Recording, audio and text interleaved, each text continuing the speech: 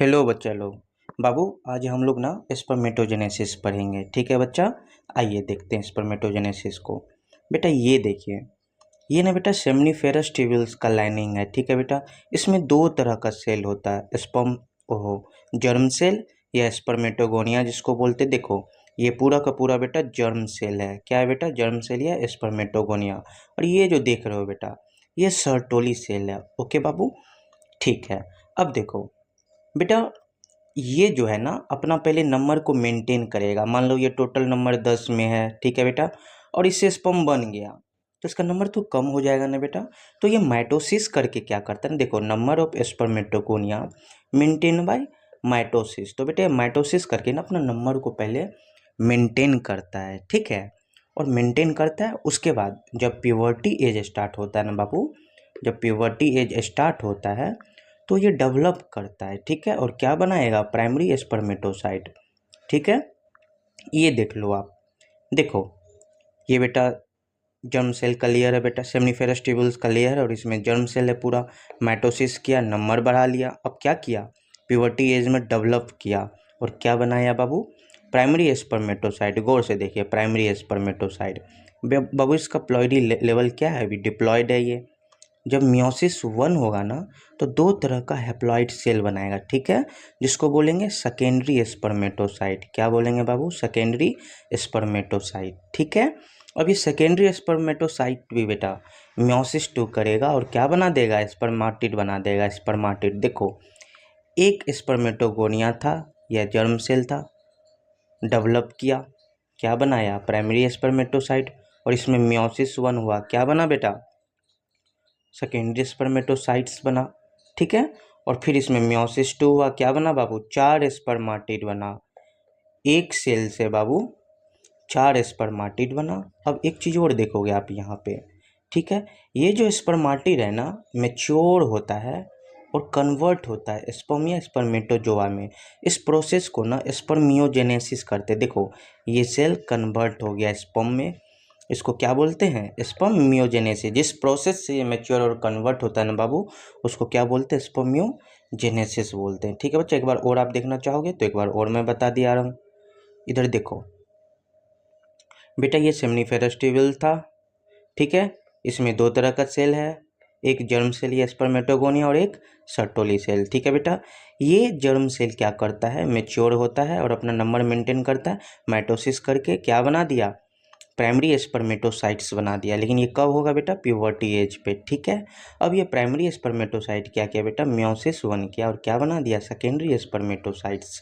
ठीक है, अब देखो प्राइमरी स्पर्मेटोसाइट्स डिप्लॉयड होता है, उससे सेकेंडरी स्पर्मेटोसाइट्स बना बेटा, जो क्या है? हैप्लॉइड है। क्या है? हैप्लॉइड है। और फिर ये मियोसिस 2 किया बेटा, मियोसिस 2 करके क्या बना दिया? 4 स्पर्माटिड बना दिया। देखो एक सेल था यहाँ पे, वो प्राइमरी स्पर्मेटोसाइट में कन्वर्ट हुआ और 4 स्पर्माटिड बनाए। अब देखो ये स्पर्माटिड स्पर्म में कन्वर्ट होता है बेटा जिस प्रोसेस से, उसको बोलते हैं स्पर्मियोजेनेसिस। उसको क्या बोलते हैं बेटा? स्पर्मियोजेनेसिस। ठीक है बेटा, अब इसका ना हार्मोनल कंट्रोल देख लो बाबू। ठीक है बेटा, ये हार्मोनल कंट्रोल ऑफ स्पर्मेटोजेनेसिस। ये देखो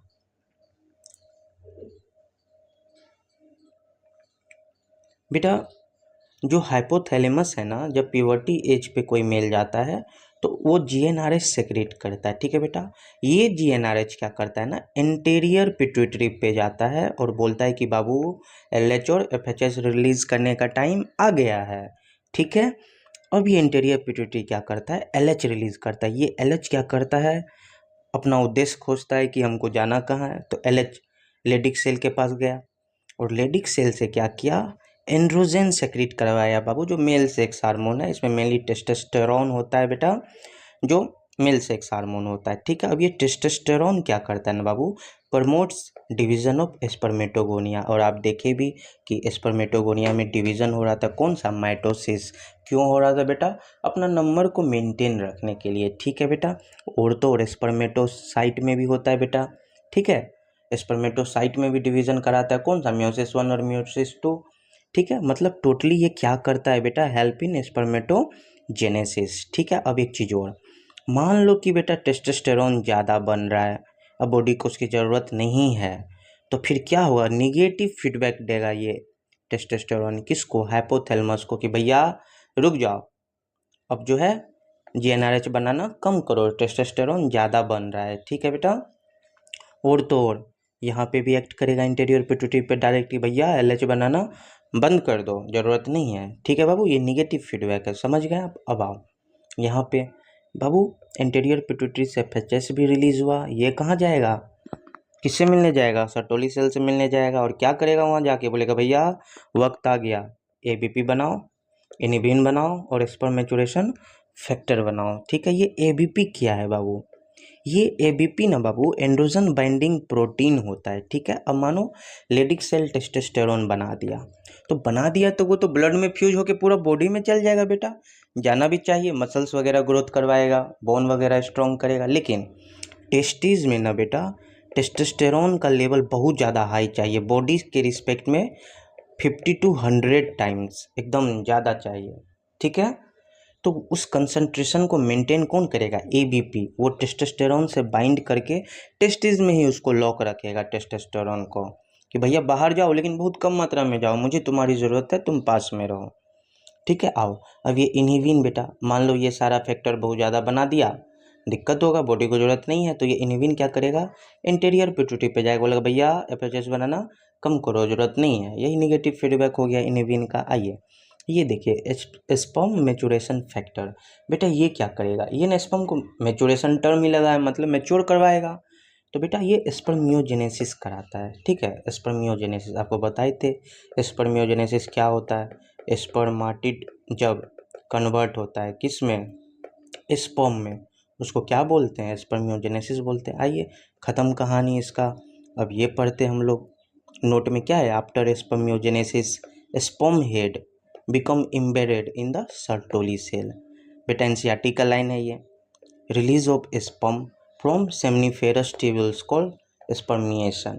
ठीक है बेटा, ये सब एनसीईआरटी का नोट है, देख लेना आप। अब देखो इसमें कुछ कंफ्यूजिंग टर्म है जो आपको कंफ्यूज करेगा, शुरुआत में नहीं करेगा, जब चैप्टर पढ़ लोगे 2-3 महीना बीत जाएगा तब कंफ्यूज हो जाओगे। ठीक है, देखो स्पर्मियोजेनेसिस और स्पर्मिएशन, स्पर्मियोजेनेसिस तो अभी आपको बताए बेटा कि जब स्पर्माटिड कन्वर्ट होता है स्पर्म में, तो उस प्रोसेस को क्या बोलते हैं, स्पर्मियोजेनेसिस बोलते हैं। अब स्पर्मिएशन है बेटा, स्पर्मिएशन क्या बताया अभी, कि स्पर्म रिलीज हो गया कहाँ से, सेमनीफेरस ट्यूब्यूल से, तो सर कहाँ गया होगा, अब वो कहीं भी जाए बस सेमनीफेरस ट्यूब्यूल से निकल जाए, एपिडिडाइमिस में जाएगा और मैच्योर होने के लिए। ठीक है, आइए कुछ क्वेश्चन है बेटा, ये देखते हैं। बेटा spermiogenesis occurs in seminiferous tubules, rete testis no, tubuli recti no, interstitial space no, ये ठीक है बेटा। आओ अब है spermiation occurs in epididymis no, rete testis no, seminiferous tubules yes. क्योंकि सर ये दोनों तो सेम लग रहा, नहीं बेटा सेम नहीं है, ये आगे आपको कंफ्यूज करेगा, इसलिए मैंने यहाँ पे इसको इंक्लूड कर दिया। आइए ये देखते हैं, ये क्वेश्चन बहुत अच्छा है बाबू। Select the incorrect ones regarding the hormonal control of spermatogenesis, बेटा ये पूरा का पूरा स्पर्मेटोजेनेसिस का हार्मोनल कंट्रोल जो भी है उसको रिकॉल करा देगा आपका।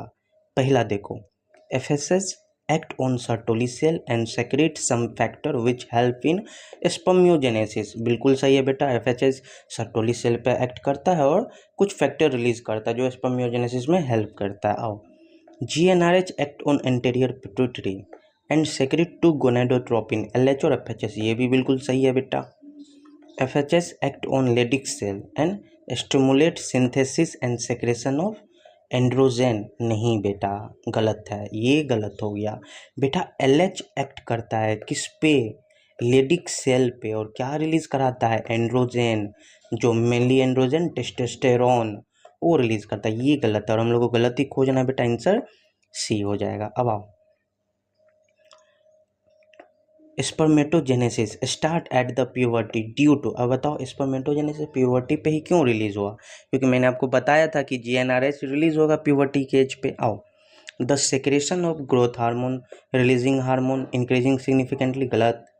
The secretion of gonadotropin releasing hormone GnRH increase significantly, बिल्कुल सही, ये हो जाएगा बेटा आंसर। ठीक है, आंसर बी हो जाएगा। ओके, आओ which of the following is not directly regulated by FHS, ABP secretion, नहीं बेटा एबीपी सेक्रेशन जो है एफएचएस ही डायरेक्ट कंट्रोल करता है। Nourishment of germ cell, no बेटा ये भी FHS ही कंट्रोल करता है। स्पर्मियोजेनेसिस बेटा ये भी FHS ही कंट्रोल करता है। Testosterone secretion by Leydig cell girl, ये सही है बेटा, testosterone secretion by Leydig cell. अब देखो लेडिक सेल से टेस्टोस्टेरोन, तो लेडिक सेल है, टेस्टोस्टेरोन तो बनेगा, लेकिन कौन लेडिक सेल पे एक्ट करता है? LH, FHS नहीं करेगा बेटा, यही आंसर है, ये गलत है जो हम लोग को खोजना था।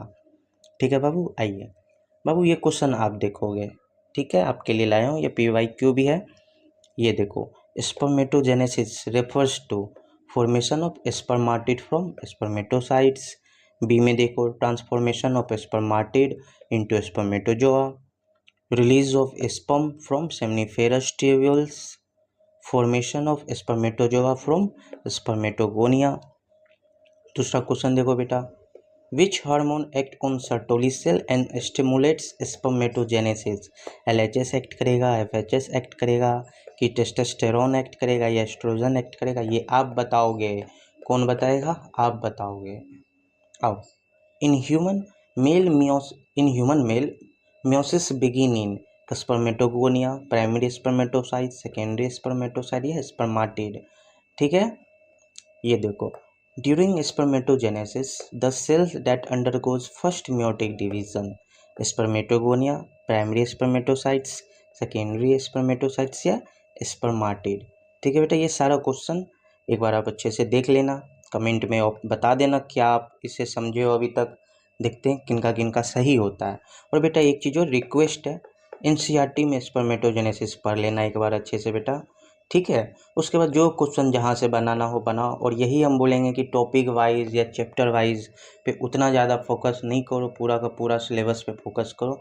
अगर आप ड्रॉपर हो तो फुल सिलेबस वाला बनाओ, और अगर बेटा आप फ्रेशर हो तब तो चैप्टर वाइज बनाओ, कोई दिक्कत नहीं है। थैंक्स बेटा। और बेटा लाइक और शेयर करने के लिए बोलेंगे तब करोगे, सब्सक्राइब भी कर लो बेटा। थैंक यू फॉर वॉचिंग बेटा।